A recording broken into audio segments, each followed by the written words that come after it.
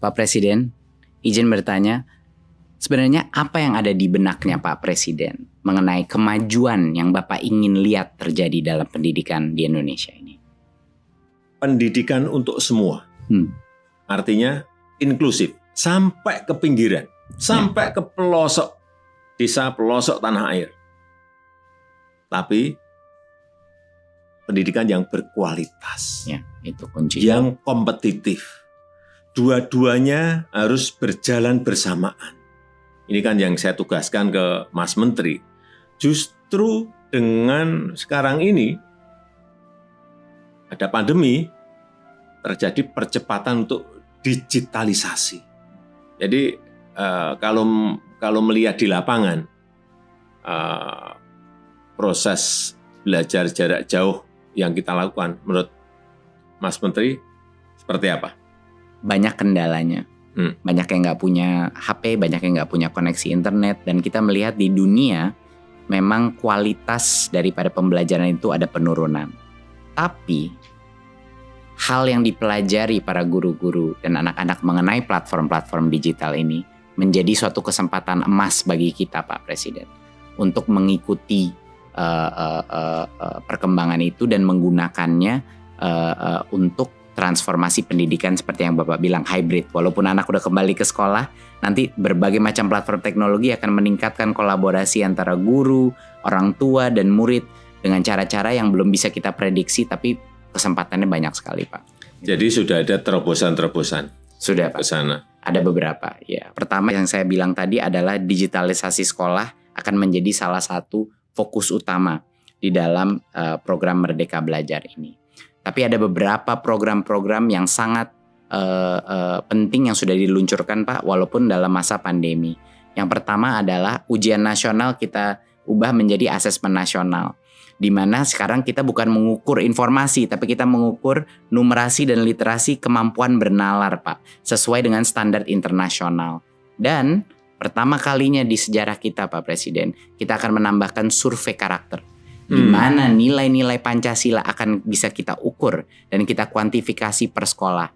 Isu-isu seperti intoleransi, kekerasan seksual, dan perundungan bisa kita ukur, Pak Presiden. Bagus sekali. Per sekolah, Pak, nanti ada peta-petanya gitu. Bagus sekali. Jadi ini program Big Data, salah satu program Big Data pertama kita, Pak. Bagus Pak Presiden selalu menagih saya mengenai melakukan digital government. Jadi ini step pertama kita, Pak. Ya, itu lompatan yang ingin kita lakukan kan di situ. Betul, Pak. Dan yang kedua, Pak, adalah program guru penggerak, di mana regenerasi kepemimpinan kepala-kepala sekolah kita, pengawas kita, guru-gurunya LPTK kita itu akan keluar dari alumninya guru penggerak, Pak. Saya baru aja di Papua, Pak. Kemarin luar biasa, sama di Kalimantan Timur. Banyak dari guru penggerak yang ikut program baru 5 bulan nangis-nangis depan saya, Pak Presiden. Mereka nangis karena apa, Pak? Mereka nangis karena menurut mereka program ini membuat mereka menyadari berbagai macam mispersepsi mereka mengenai apa artinya pemimpin di dunia pendidikan, Pak.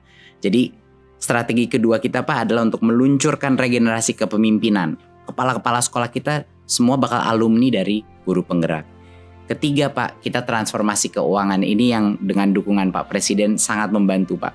Dana BOS yang tadinya suka datang telat, Pak, di daerah, kita nggak lewat pemerintah daerah, langsung transfer ke sekolah, biar kepala sekolahnya nggak perlu nalangin dulu. Biasanya minjem-minjem, Pak, sama orang tua untuk bulan-bulan pertama. Sekarang alhamdulillah transfer langsung.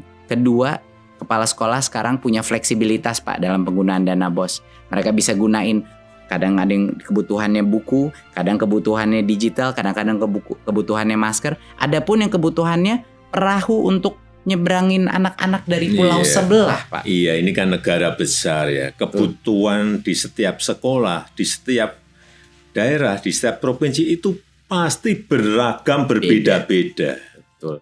Jadi nggak bisa, tidak selalu kayak Pak Presiden, waktu saya pernah ngobrol sama Pak Presiden, keseragaman itu belum tentu keadilan. Iya, betul. Itu, Pak. Dan saya mengambil nasihatnya Pak Presiden, lalu kita buat lewat kebijakan.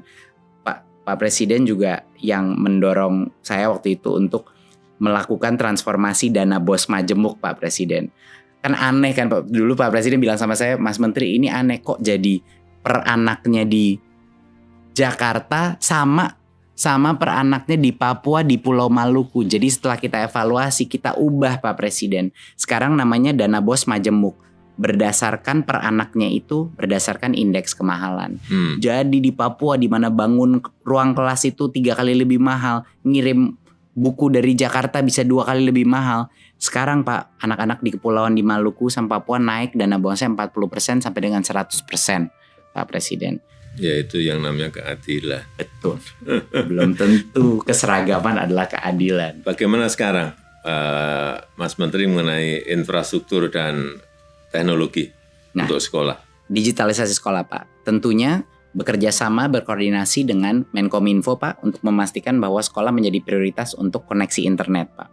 Dari Kemendikbud kami sedang mempersiapkan program distribusi laptop terbesar Pak yang pernah terjadi, sehingga anak-anak kita dan guru-guru kita akan bisa mengakses ya, dan tentunya dengan proyektor dan juga dengan wifi router. Kapan itu?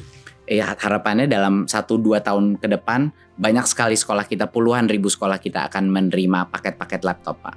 Dan juga Pak, beberapa inovasi yang kita lakukan tentunya di Kampus Merdeka dan KIP Kuliah Pak. Di Kampus Merdeka adalah program yang luar biasa didukung Pak Presiden, adalah untuk membuka opsi bagi perusahaan, bagi NGO untuk membuat kursus-kursus 1 semester yang akan mendapatkan full SKS bagi anak-anak mahasiswa kita. Jadi sekarang belajar bisa di mana-mana.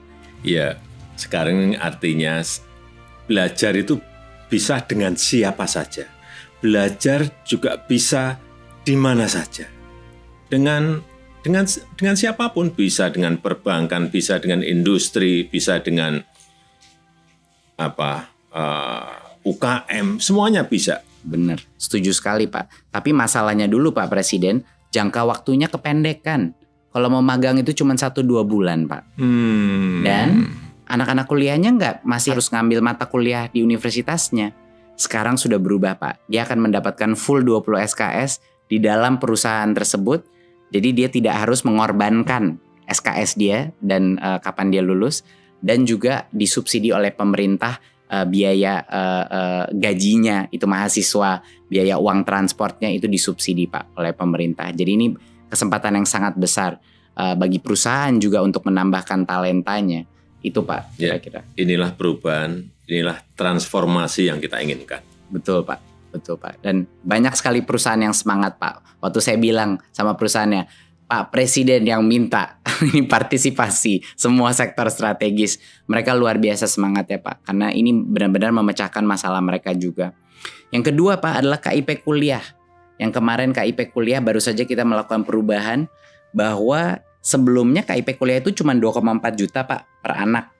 Masalahnya adalah di prodi-prodi yang sangat baik kualitasnya, ada banyak yang UKT-nya di atas 2,4 juta Pak. Jadi banyak sekolah-sekolah kita diskriminasi terhadap anak-anak penerima KIP Kuliah karena rugi universitasnya.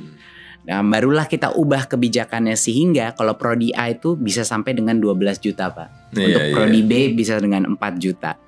Jadi ya ini persis sama seperti yang Pak Presiden bilang tadi, kesetaraan belum tentu keadilan. Iya, betul. Sehingga sekarang anak-anak dari Papua atau dari Maluku yang mau masuk ke dalam program yang mahal, misalnya Fakultas Kesehatan, dia bisa tanpa diskriminasi dari universitasnya Pak Presiden. Itu kira-kira Pak, beberapa hal yang memang sudah mendapat dukungan dari Pak Presiden. Bagus. Saya boleh tanya Pak Presiden?